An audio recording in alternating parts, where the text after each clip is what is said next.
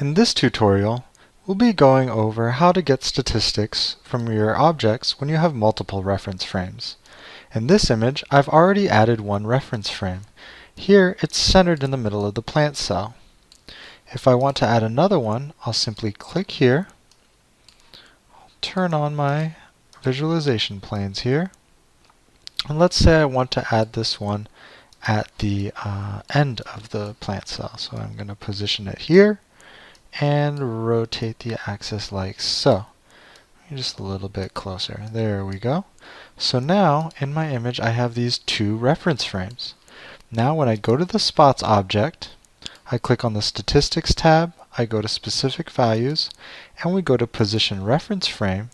We'll see that the spots positions are reported alternatingly for reference frame 1 and reference frame 2 in the exact same list. Here you can click on the header here and sort the list, reference frame 1 first and reference frame 2 second. When you export the statistics, you'll be able to save them as CSV, XLS, or XML.